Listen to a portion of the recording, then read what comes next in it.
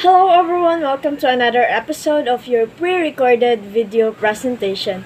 This is Jaibi Palar Gorpio, giving you the best learning online. So come on, grab your pen and paper, join me as we start. Before we proceed to our discussion, here are the learning objectives. In the end of the lesson, the students will discover the learners in difficult circumstances, especially living in remote places. For skill, list the disadvantages and advantages living in remote area. For attitude, realize the significance of the learners in difficult circumstances, especially living in remote area. Let us define first what is learners in difficult circumstances. Learners with difficult circumstances needs a lot of support, both physically and mentally. They're experiencing hardships that makes them difficult to live. And also there are people who are unfortunate to have the life that they've dreamed of. And a lot of person don't have the money to sustain the family's life on, which it adds more difficulty to them.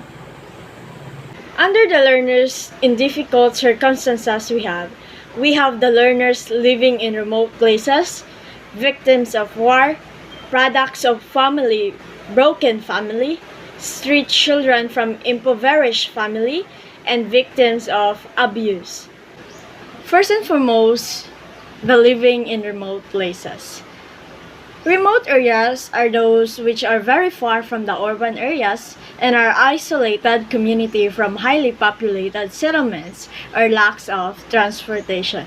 So basically, these are the learners from the far-flung areas, especially from the barrios, who do not have their transportation, and of course from the isolated community or highly populated settlements like those who are from mountains or from typically from barrios, which is lack of transportation, which is far from the city or from the school. So there are learners living in remote places. So that's why they are part of the learners in difficult circumstances. So living in remote areas are defined as the places that are out of the way, are considerably secluded from civilization.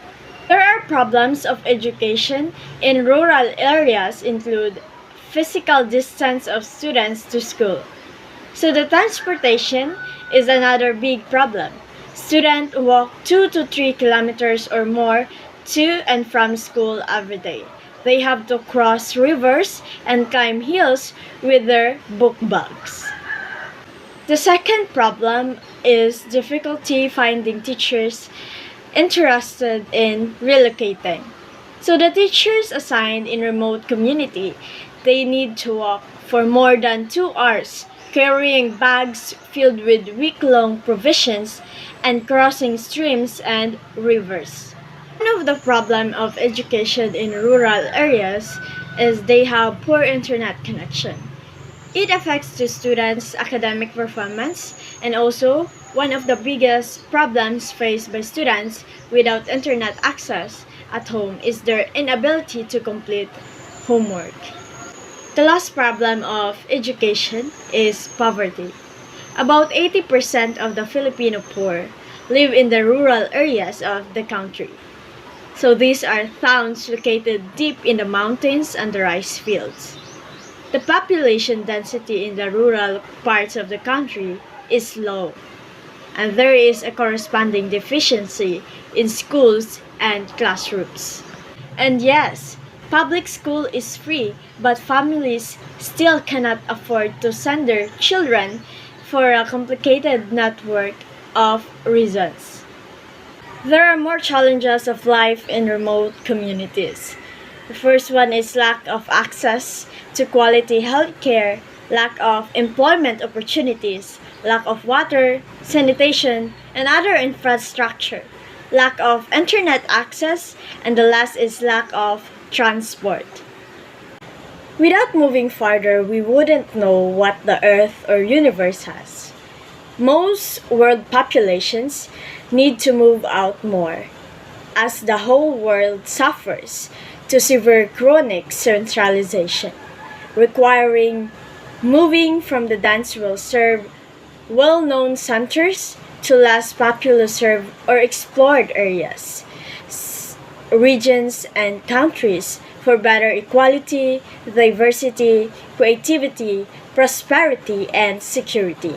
Unfortunately, not all governments make such move easy for citizens, and rather than plan, explore, and exfoliate every region to benefit from its resources and make it livable for inhabitants.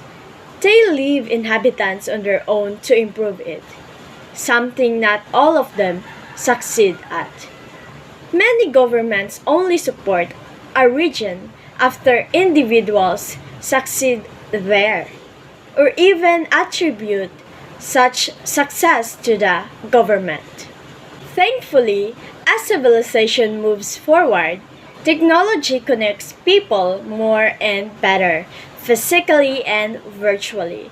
That distance is becoming both less challenging and more useful, allowing individuals more space for pleasure, creativity, and even well planned communication better than that of crowded areas.